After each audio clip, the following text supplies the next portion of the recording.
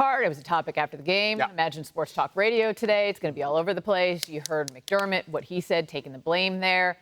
You look at how that ending unfolded, Kyle, though, and what do you think? Well, the Bills guys have a point. I understand. They say, okay, so we run 3 crappy runs in a row. They call 3 timeouts, and then we punt it, and they have a bunch of time. Can you try one? Maybe you pop one. Maybe you have an 8-yard run. It was one of those things, as a fan, you're watching, and you're actually yelling, what are they doing? What are they doing at the screen?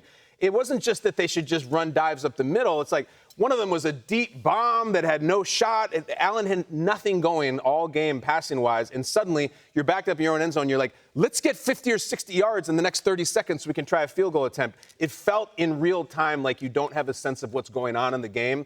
I don't need them to run 3 fullback dives, Peter, but let's run just a few plays. Maybe we throw it out to the flat. I'm not Bill Walsh over here calling plays. But everybody understands that there was something off about that. And the fact that McDermott came out right away and effectively apologized, it was a tough moment for them. It was brutal. And I think, their compensation on that response is like, okay, yeah, we run it 3 times right up the middle, and who knows? Well, no, we're not asking you to just hand the ball to Sam Gash or hand the ball to Kenneth Davis and just fall down. We know it's a tie game. Maybe some different play designs. I mean, maybe 1 run, maybe 2 runs. Yes. But I look at something a little different in this thing. Like, does Josh have enough playmakers to do this thing? I don't think so. We did all these flips about, Josh Allen first 4 weeks, and look how great he is without those guys. And, who he could have used yesterday? A Stephon Diggs type player. Diggs was good yesterday. Diggs was solid. He had 6 catches, 80 yards.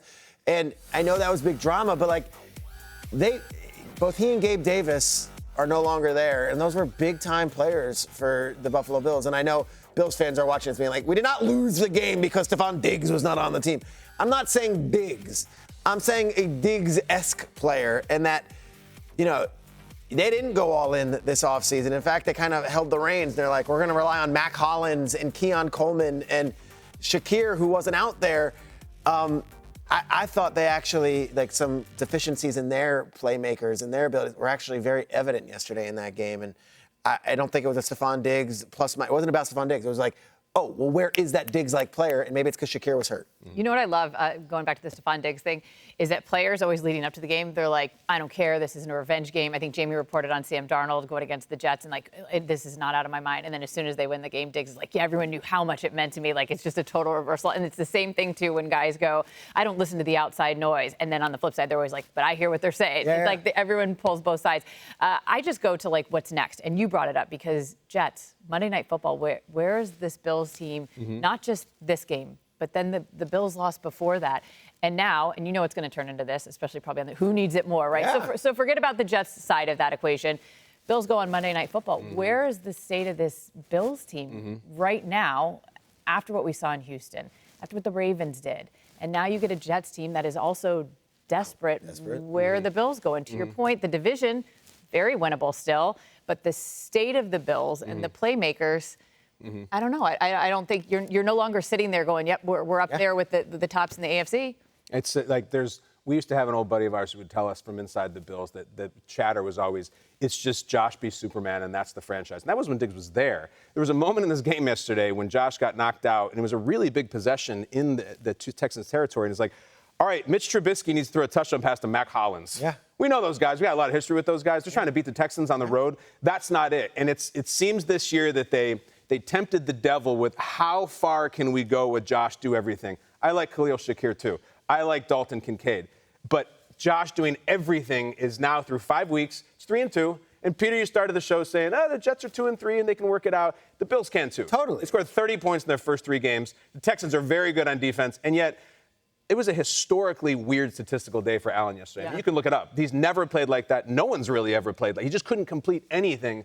So if you're afraid of the Diggs was everything to us, and more importantly, we realized yesterday was your nightmare, and it's another loss. They're 3-2. The Jets don't look like much. I would also say, you look at the AFC as a whole. The Ravens seem to be like they got their thing going. The Texans seem to have it going.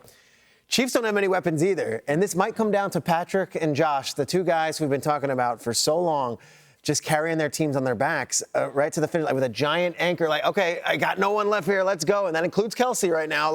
I've got these guys, we're going to take them, and it's going to be these 2 guys, and who knows, maybe one of them does find themselves playing in New Orleans at the end, and they say, well, that guy just was the best player in the league and found a way, despite having a lack of weapons compared to what else is out there. I feel like there's like a MacGyver comparison. Cool meme too, right? There's got to be something. Spider-Man, maybe? I don't know, but give us something with that they don't have the tools to work with. Yeah. And they have to make a. It is a bit the Spider-Man meme, except Patrick has rings all over his hand and Josh has none.